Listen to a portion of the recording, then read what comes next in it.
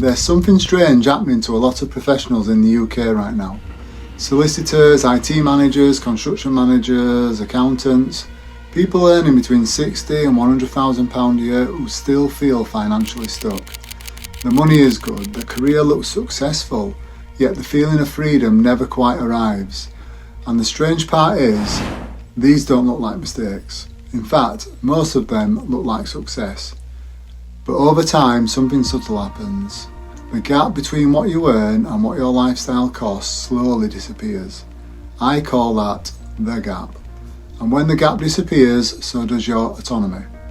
If that sounds familiar, it's probably because you've stepped into one of the 10 financial traps that quietly capture high earners out. In the next few minutes, I'll show you exactly what they are, so you can recognise them before they close your gap for good. Hi, if we haven't met before, my name is Chris and I have built a multi-million-pound property portfolio whilst I worked a high-stress management job and brought up my family. By avoiding the traps that I will talk to you about today, I am able to live off my cash flowing assets. Trap 1, the success trap. The first trap appears the moment income jumps, a promotion arrives or a bigger salary, maybe £20,000 more overnight if you change employer. But with a UK tax burden around 40%, that becomes roughly £12,000 in your bank. And within a year something interesting happens. The house gets upgraded, the car gets upgraded, the holidays get upgraded. Nothing reckless, just reasonable improvements. Your income went up and your lifestyle quickly rose with it. Success starts expanding your lifestyle faster than your freedom. And before you know it, that pay rise is needed again. Trap number 2, the mortgage stretch trap. The second trap often appears disguised as sensible financial advice. Buy the best house you can afford. So people do exactly that. They save for years to build a deposit, sometimes 5 or even 10 years. Cutting back, working overtime, doing everything right. Finally, the moment arrives. They walk into the bank and ask the most dangerous question in personal finance. How much can I borrow? And the bank happily tells them. After all, that's how the bank makes their money.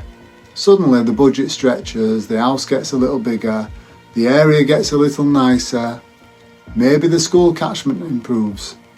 It all feels responsible, even successful. But here's what most people don't calculate. A £300,000 mortgage at roughly 4% over 25 years means monthly repayments of around £1,600. That sounds manageable, until you realise what it actually means. Over the life of the mortgage, you'll repay nearly £500,000, around £185,000 of that is interest. That's not just a house, that's 25 years of future income committed. Now there's nothing wrong with owning a home, but stretching to the absolute maximum, mortgages does something important. It converts future freedom into fixed monthly pressure, and once that pressure exists, your life begins to orbit around maintaining the income required to support it. The house looks like wealth, but if the repayments consume surplus, that quietly closes the gap that builds autonomy. This is the mortgage stretch trap, trading future freedom for square footage. Trap number 3, the car status trap. Cars are one of the easiest ways to signal success to other people. Years ago I bought a sports car, beautiful machine, but it cost me around £15,000 a year for a depreciating toy. And the truth is, I knew it was a mistake. That money should have been funding future freedom. Cars are not just purchases, they are future income commitments, and every commitment quietly shrinks the gap.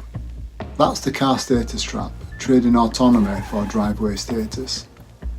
But mortgages and cars are not the only things that quietly consume the gap. Sometimes the trap looks much smaller. Trap 4 is the convenience trap. When work becomes demanding, people start buying convenience, takeaways instead of cooking, delivery instead of shopping, subscriptions for absolutely everything. I recently spent time with a high earner who needed to sort out his finances.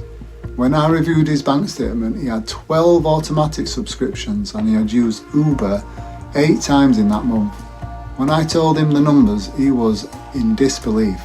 Nothing dramatic, but convenience spending slowly compounds. Convenience saves time today, but it consumes your surplus. It delays autonomy tomorrow. This is the convenience trap, small spending that quietly closes the gap. Trap number 5, the golden handcuff trap. At some point, a professional realises something uncomfortable. They cannot leave their job. Not because they lack skill, but because their lifestyle now requires that income. The house, the school fees, the car finance. This is what people call golden handcuffs. From the outside, everything looks successful. Good salary, good house, good lifestyle. But inside there's a quiet pressure building. Because walking away from that income would immediately threaten the life you've built. But here's something most people never realise. Those handcuffs are not permanent.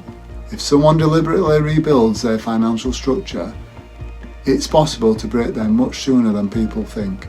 I've seen professionals regain the option to step away from work in 7 to 14 years. Not by earning extraordinary money, but by rebuilding the gap between what they earn and what their life requires. Because golden handcuffs aren't contracts, they're lifestyles that depend on the job, and lifestyles can be redesigned. But there's another trap that makes breaking those handcuffs even harder.